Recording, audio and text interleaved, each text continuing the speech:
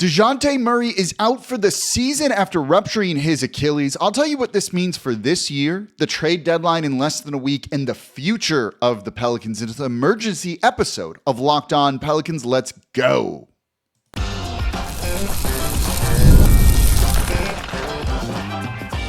You are Locked On Pelicans, your daily New Orleans Pelicans podcast, part of the Locked On Podcast Network, your team every day. Welcome to another edition of Locked On Pelicans, the daily podcast covering your favorite team, the New Orleans Pelicans and NBA, part of the Locked On Podcast Network, your team every day, available wherever you get your podcasts and available on YouTube. I'm your host, Pelicans Insider, credential member of the media, Jake Madison, at NOLA Jake on Twitter. Here with y'all on a Saturday here. We've got to do an emergency show breaking down the impact of Dejounte Murray being out for the remainder of the season, rupturing his Achilles in the first quarter of the game on Friday night against the Boston Celtics. We'll talk about why this sucks. And it does. We'll look at what it means for his recovery timeline, what it means for the impact at the trade deadline, which is less than a week away, and then how it affects the future of this franchise, because I think it could send this team, this organization, in a completely different direction, or maybe should. So we're going to cover all that in a bonus emergency episode of Locked On Pelicans. And of course, thank you for making Locked On Pelicans your first listen today and every day. We're here Monday through Friday, the number one Pelicans podcast covering to you every single day, covering everything you want to know about this Pelicans team. So please subscribe wherever you get your podcasts. Join over 11,000 Pelicans fans on YouTube as well and become an everydayer. That means you listen Monday through Friday to Locked On Pelicans. Let me know what you think about the Dejounte Murray injury in the comments down below. So today's episode of Locked On Pelicans is brought to you by FanDuel. Super Bowl 59 is here, and there's no better way to make every play more exciting than with FanDuel Sportsbook. New customers can bet just $5, and if you win, you'll score $200 in bonus bets. Download the app or head to FanDuel.com to get started. So let's get into it here with the Dejounte Murray injury, and it is official. The Pelicans announced that Dejounte Murray has been diagnosed with a ruptured right Achilles tendon. An MRI taken last night confirmed the injury, which occurred in the first quarter of last night's game against the Boston Celtics. It is official that Murray will miss the remainder of the season, and further updates will be provided appropriately. Obviously, it's going to be a surgery situation, and this is, well, before we even get to that, this sucks. This completely sucks. It's already been a long season, a trying season, a year filled with injuries that's been just completely derailed and gone off the script that we thought. This was arguably the most talented team that's ever been assembled here in New Orleans, and we just never get to see the promise of it, and that just feels like it happens all the time, but it's now again. This franchise thought Dejounte Murray was really going to be a big missing piece for them, and you never got to see one single minute of Zion Williamson, Brandon Ingram, and Dejounte Murray play together, at least in the regular season. You didn't get to see any of this whatsoever, and it's unbelievably disappointing. It just leaves a big what if? What if the injuries didn't happen? What could this team have been capable of? Look, they were really competitive against the Boston Celtics, a very, very good Boston Celtics team in the two games that they've played this year. They could have won both those games. Didn't end up happening. Trey Murphy had a great game. We'll talk more about that on Monday and so, because this does kind of change things when it comes to him too, in maybe a positive way. But this just sucks. There's no other way to put it. And look, it sucks for Dejounte Murray too. Right before the season started, his mom suffered a stroke. He took some time away to go be with her, came back, was ready for game one, and then breaks his hand, misses extended period of time, comes back, struggles, starts to find his way, was really doing a good job for this team, and now he's out. And it's just, what if? And it's just a crappy situation all around. So you got to feel for Dejounte Murray in a situation like this. So let's look at the timeline. A ruptured Achilles is a pretty rough injury. In the usual return to play estimates, your mileage may vary with some of this, and it varies by players, is 9 months to a year, 9 to 12 months. So on the early end of this, you're looking at around November 1st of next season. That's right after the start of the regular season, but that's if he's like, everything goes well. And, from my understanding, what it seems like, Dejounte Murray does heal very quickly. But overall, this is a significant injury that's going to stretch into, most likely, next season. And I want you to remember that point because that's going to come into play with something that we're going to talk about coming up a little bit later in the show in the third segment here. If it's the start of next season, he's about ready to start the year, that's great. But just because you're healthy and able to play doesn't mean you're the same player. Doesn't mean you fully recovered from that injury. That's just a return to play timeline. It usually takes a little bit to ramp up and do all of those things here. So just because it could be 9 months doesn't mean like November 1st, he's ready to go. He's the player we think it is, and it doesn't impact the Pelican season that much. If it's on the 12-month timeline, about a year, you're looking at him coming back around the trade deadline next season, more than halfway through the year. That completely derails next season too. More on that in the third segment here. That's going to be a point you do not want to miss that I'm going to make here.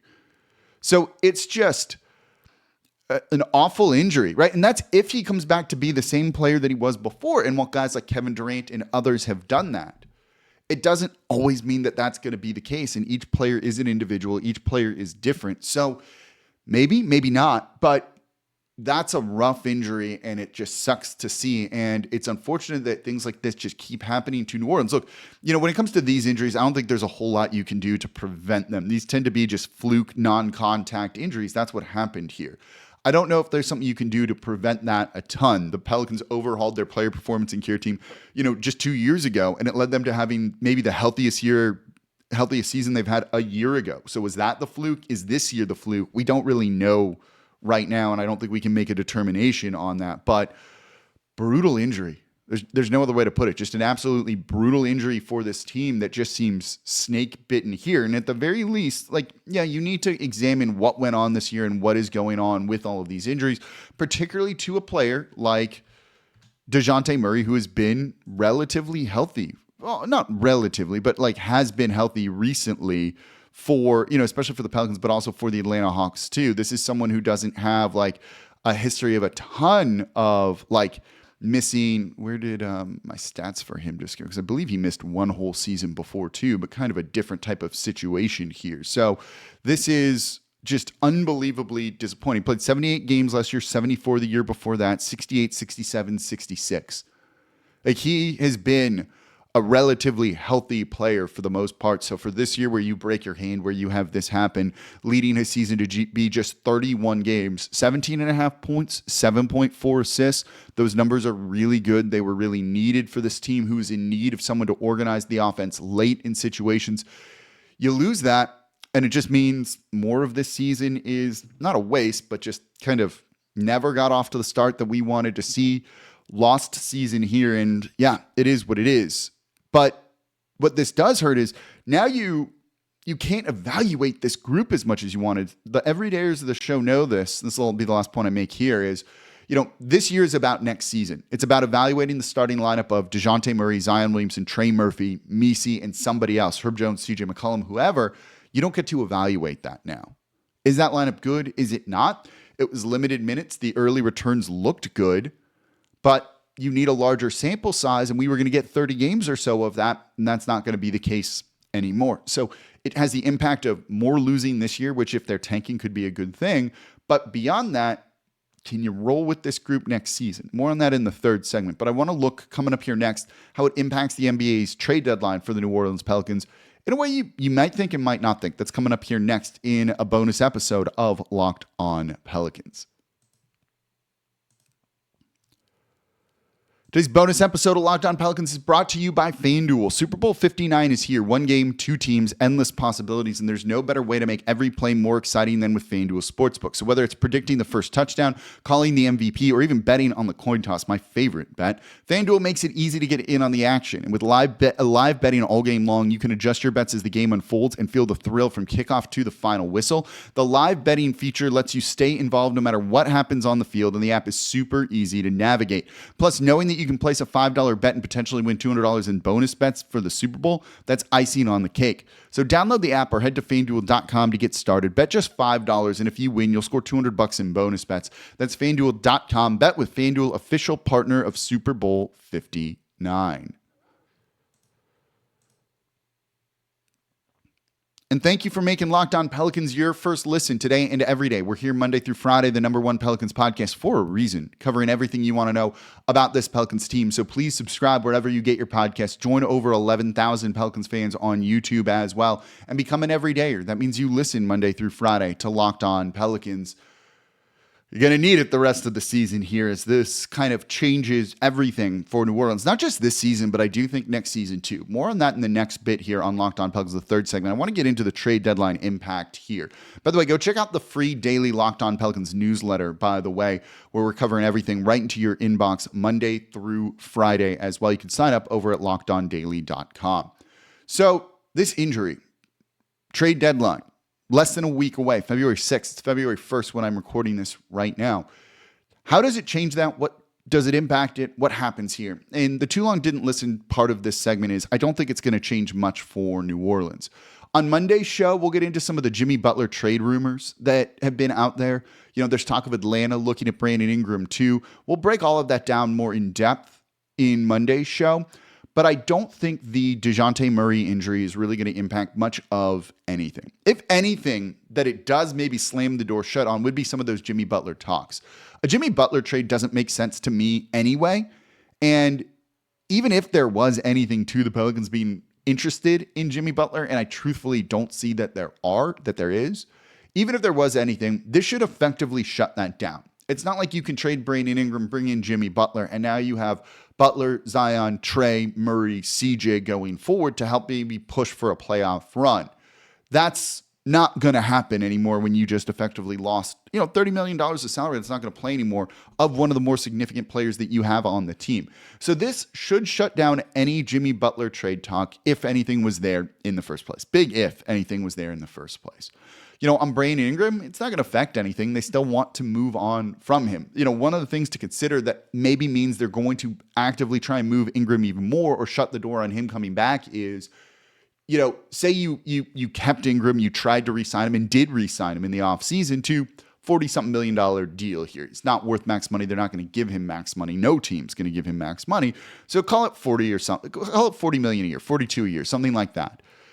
You're deep into the luxury tax at that point, and it's not like you can dump Murray to get out of that situation. You're going to be stuck with this contract for the foreseeable future as he recovers from this. And Murray's contract next season, let me pull it up, his future deal here.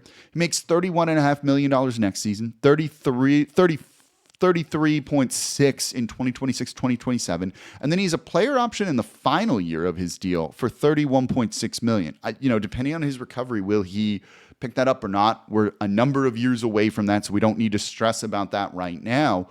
But no one's going to trade for an injured player on a $31 million deal next season. And if he still, struggles to come back, it's a full year. He only plays a quarter of the year or so next year. No one's going to trade for him when he's making $33.6 million in that next year. So you have this contract on the books for a while, and he's worth that money when he's playing, when he's healthy, and when he's good. But that also means you've got the money on the books. So you're going to have to get rid of money elsewhere because this is just not likely going to be a deep luxury tax paying team, nor probably should they right now. So it probably pushes Ingram out even more for expiring contracts or things like that. But look, you don't need to trade Ingram for expiring deals. You can just let Ingram expire unless you want to kind of break his salary up into multiple things and then move one or two of those pieces later down the line. But if they're expiring, you can't also really do that. You can do it before the trade deadline and reroute someone, and that's about it. So I don't think it really has any impact on Brandon Ingram other than for sure means he's not coming back here next season. So there's that.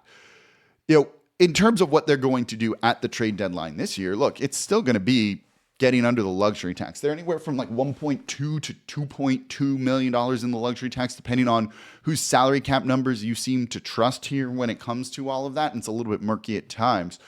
They're still going to make a deal. I guarantee, as I've been saying, as you all know at this point, the everydayers know for sure, there is absolutely going to be a trade that comes through here, and it's going to be to duck under the luxury tax.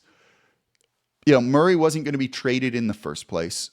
I don't think there was much truth or validity. Not truth. I think there's truth. I just don't see how you can get a deal done for Jimmy Butler, nor do I think that he makes sense for the New Orleans Pelicans. So with all of that, then, I don't know what else to say other than, probably just isn't it's not going to impact anything. They're still going to be active around the trade deadline, trying to not pay the luxury tax. Because look, you shouldn't pay the luxury tax for a team that is 14th out of 15th in the Western Conference right now. A team that is losing games left and right, even if they're more competitive here. But the Pelicans have lost 5 in a row. They have currently slotted for the 3rd overall pick if everything went chalk during the NBA's draft lottery. So nothing changes, basically. When I put out questions on Twitter of like, what do you want to hear on the show? Talk about this. I was like, what happens at the trade deadline? What happens at the trade deadline?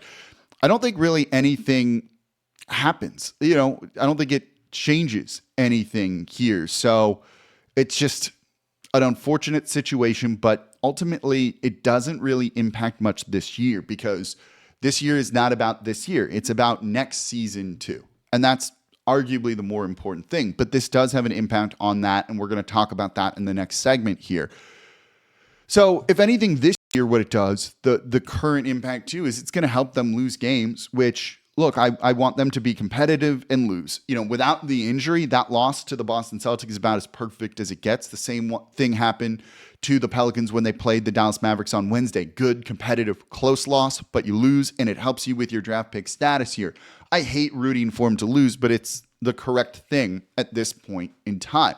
You look at Toronto, who's not making the playoffs this year. They're 7-3 in their last 10. They were on a bit of a winning streak there, and they're now out of the top 4 when it comes to the draft lottery. To me, that's not an ideal situation for them to be in, I think. And while winning can be fun, a couple of little wins here and there to make you happy, but in the short term, but hurts you more in the long term, because this is a very good draft. And I do think there are 4 guys really at the top that are kind of further ahead than a couple of other folks are, whether it's Cooper Flagg, Dylan Harper, Ace Bailey, and some others. So keep losing games, and this injury is going to help with that. It's weird to say that. I don't feel good about saying that, truthfully, to y'all, but there you go. I don't think it impacts the trade deadline. Ingram still could be moved. We'll talk about the Atlanta trade rumors and what a trade would look like. I think that's a little bit of a weird situation there, truthfully. One of my things with that is going to be is Atlanta didn't want him in the beginning of the year. Now, they've had an injury too to one of their wings who's going to be out for the season, so maybe that changes it a little bit. That could all of a sudden mean they want to kind of go all in on a guy when they look at others who are maybe not part of their plans. But you've got to keep in mind, too, they could have had him and they chose not to. They're also on losing 7 in a row right now, I think, after they lost the other night, too. So that's not a great position for them to be in. So we'll see how it kind of works out and what comes to it with them. But, yeah. Ingram's still going to try and be moved. They're unlikely to move CJ McCollum. They're more likely to move Javonte Green or somebody else, maybe multiple smaller guys to duck under the luxury tax. And yeah, there you go. So coming up next, let's go beyond this year to next season. And I want you to remember that injury timeline that we just talked about in the first segment. I think that has a real big impact on next year. And I'm going to probably say some things that the everydayers who know me pretty well are going to be a little bit shocked about. That's coming up here next in today's episode of Locked On Pelicans. Today's episode of Locked On Pelicans is brought to you by Game Time. Looking for tickets to your next big event, whether it's a concert, a comedy show, or a sports event, finding the right tickets at the right price can be a headache, but with Game Time Picks, it's never been easier. So let me tell you how it works. With Game Time Picks, the app does all the hard work for you. It curates the best deals so you don't have to waste time searching through endless ticket listings. I use Game Time for any ticketing needs because I love all the different features about it. The curated deals make it super simple to find great seats at a great price, so no more sifting through thousands of options. They have super deals that you can grab for a prime seat that you wouldn't believe the value on. And then the seat view feature is a game changer. Before you even hit buy, you can see exactly what your seats will look like in the venue. So it's just like reassuring. It takes a lot of the guesswork out of buying tickets. And the best part, you're covered with Game Time's lowest price guarantee. If you find a better deal somewhere else, they'll refund 110% of the difference. Plus, your tickets are guaranteed to be delivered on time with easy cancellation options happens if anything comes up. So take the guesswork out of buying tickets with Game Time. Download the Game Time app, create an account, and use code LOCKEDONNBA for $20 off your first purchase. Terms apply. Again, create an account, redeem code LOCKEDONNBA for $20 off. Download Game Time today. Last minute tickets, lowest prices guaranteed. And thank you for making Locked On Pelicans your first listen today and every day. We're here Monday through Friday, the #1 Pelicans podcast, covering everything you want to know about this Pelicans team. So please subscribe wherever you get your podcast. Join over 11,000 Pelicans fans on YouTube as well, and become an everydayer. That means you listen Monday through Friday to Locked On Pelicans. This is a bonus episode, of course, so it's a Saturday show. We got a lot to talk about next week. A lot of trade-focused stuff as we get through Thursday's trade deadline in the NBA. I'll start after that, where we're going to really start to look at a lot of the college basketball prospects coming into this draft as we kind of have a clearer idea of where New Orleans is going to be picking, particularly after this injury. So we got a lot to cover here. So you're really going to want to start listening every day, even if you think this season's lost. There's a lot of big, important discussions around this team, and we're about to have one in this segment. For your second listen, go check out Locked On Saints. Ross Jackson was at the Senior Bowl, giving you an inside look to a ton of players. And the Saints need a lot of help, but also who's going to be the head coach? He's actually got the answer for you over at the Locked On Saints podcast, part of the Locked On Podcast Network, your team every day. So let's go beyond this year. Let's go beyond this season to next season. And I want you to go back to the timeline that we talked about earlier in this episode here, the injury recovery timeline for this. Usually, everyone's an individual. 9 months to 12 months, 9 months to a year. On the earlier end, you're looking at November 1st. On the later end, you're looking about mid-February, let's say early February. And that's just to be back on the court. That doesn't mean you have the same sort of athleticism, explosiveness, skills are a little bit rusty, all of those sorts of things. There's a ramp-up period after that just because you're playing, you'll be on a minutes restriction probably for all of next season if he comes back on the latter part of that injury timeline. So it's going to have an impact on next year. And if it's a year before he's on the court, and again, he heals fast, but how good will he be? And at that point, if you know it's going to really impact your winning next season, and it likely will, Dejounte Murray is a key piece for this team, right? He's your starting point guard. If you don't have him, you're more likely to lose games than you would win, potentially. It makes it harder to win, essentially. It gives you less margin for error, less talent on the court. You get what I'm trying to say. So at that point, if it means you're not going to be nearly as competitive as you thought you were going to be before, you get off this train. Get off the train.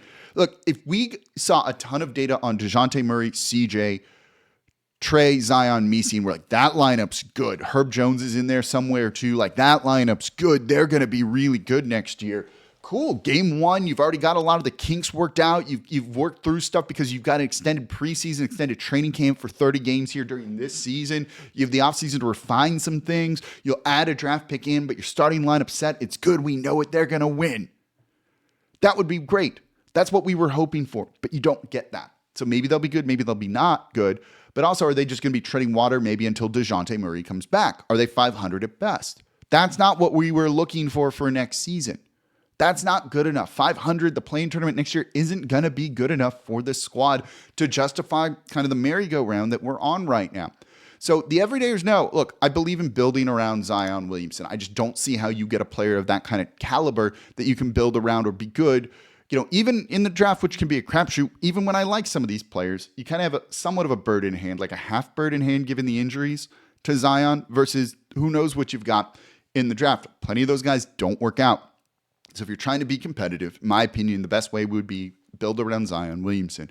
But if you know you're not going to be that competitive next year because of this injury, and this is definitely going to hurt that and impact that, blow it up.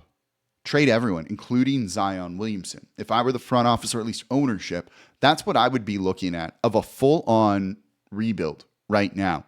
If you know that if the injury is looking like it's going to take till February, March for him to return, something along those lines, don't do this. Don't do this because you're not going to be good next year. We're going to just be playing 500 basketball. That might not be that, right? You could be better. You could be worse. Who knows?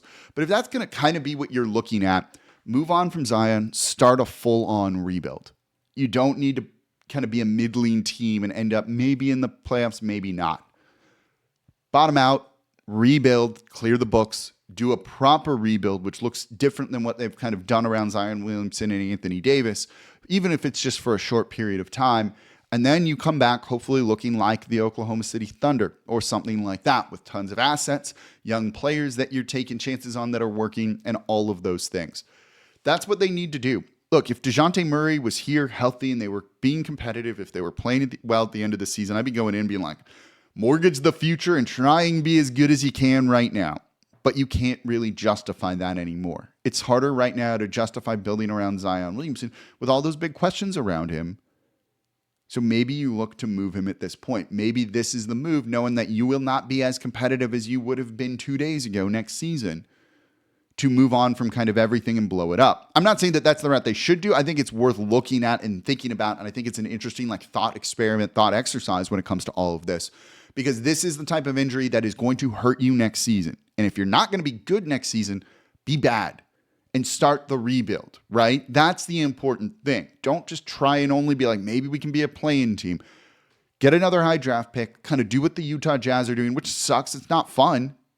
It hurt it here. Look, this team, the show does better when they're winning. So I don't necessarily want to go through all that, but honestly, if you're looking at what's in the best interest of the franchise, the health of the franchise, how do you make them more appealing, all that, to win games or do whatever it is, you've got to take the long-term view here. And that's maybe something that comes into more focus than it was just a couple of days ago before this injury occurred. If Dejounte Murray is that impactful for your team, look, they thought he was the missing piece, they moved a bunch for him, then that's something that you really need to consider and really consider looking at here. Trade Ingram, trade Zion, trade CJ. I don't think there'll be much of a market for Dejounte Murray, so you keep him here. You build around Trey Murphy, who was great against Boston, who looks like a really good player. You build around Herb Jones, and you kind of go from there. And I think that is maybe the best option for New Orleans right now, given the severity of this injury. If this was like an ankle sprain, whatever, and Murray's going to be ready for opening night, for training camp, for preseason, all that, no, you don't do this. But now that this is going to go into next season, I do think that changes probably how this team needs to approach things. Let me know what you think. Do you agree? Do you disagree? Let me know in the comments down below on YouTube. So that's going to do it for this bonus episode of Locked On Pelicans. An unfortunate injury here. Share your thoughts in the comments down below. We'll be back on Monday with a whole host of new trade rumors here and see what the Pelicans are going to do at the trade deadline. As always, I'm your host, Jake Madison, at NOLA Jake on Twitter. We'll be back with y'all next time.